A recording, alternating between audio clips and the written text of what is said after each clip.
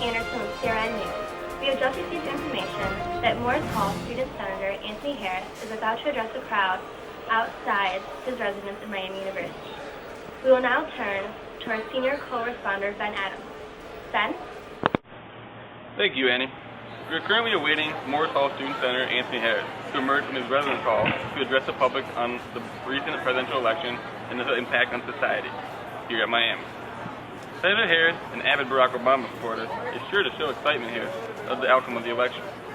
He got back from Britain having met with the student prime minister of Cambridge University. Oh wait, here he comes.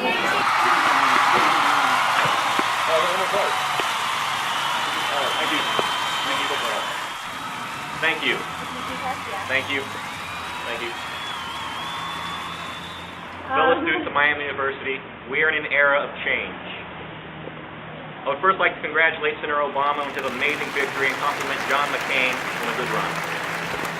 Tuesday's historical election brought hope to the hearts of millions of Americans. Black Americans, white Americans, Latino Americans, and Asian Americans. Each having pulled together for one purpose, to bring change to the tired politics of the past that have failed us so many times before. This election is an example of how far our nation has come in the past 150 years of racial tension and divide. Or so I thought. We as Americans don't agree with each other all the time, but we are still one country. A nation where freedom is reality and power can embody any person of any gender, race, or culture. There are liberals and conservatives, Democrats and Republicans, all one body of government with one purpose, to assure the survival and success of liberty. But what I see in the media shielded behind the millions of celebrating Americans congratulating the victory of our first African-American president was hatred and anger. Not the regular disappointment of a Republican or Democrat from the past, but rage. This rage so obvious that when I phoned my father in Zanesville, who was African-American himself, informing him of Obama's victory, he told me, watch yourself out there. I thought to myself, watch myself out there? Why must I watch myself during one of the greatest days in all of history? Upon returning to my dorm and getting on the ever-famous Facebook, I found exactly why my father had told me this.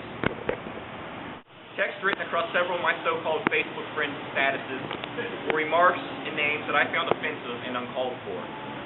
The university I attend is a very conservative institution politically, but the remarks of several fellow students of mine made me even sick to refer to myself as a student there. I will not say what any of these statuses read. I will only leave your mind to wander. You really don't know some people until something of this magnitude occurs, and you see the removal of their mask in the face of truth. I love this nation with all my heart. A patriot I shall and will forever remain to her. But it's time that we all see the light. Our country is actually growing to what its name refers to, the United States of America. United as defined in the dictionary, combined into a single entity. Woo! An Americanism, allegiance to the United States and its customs and institutions, is what we are finally beginning to see arise.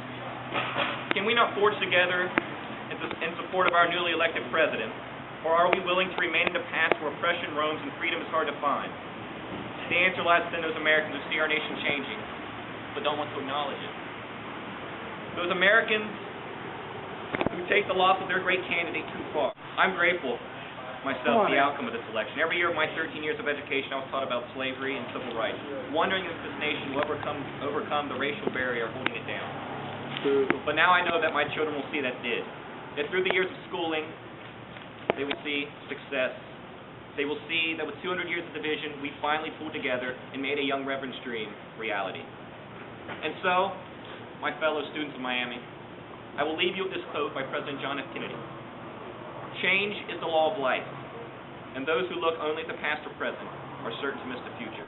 Thank you, and God bless. Thank you. And there you have it, Annie. Yeah, the crowd is sure crazy there. Yeah, actually, we saw a cake truck being sold. Ben Adams.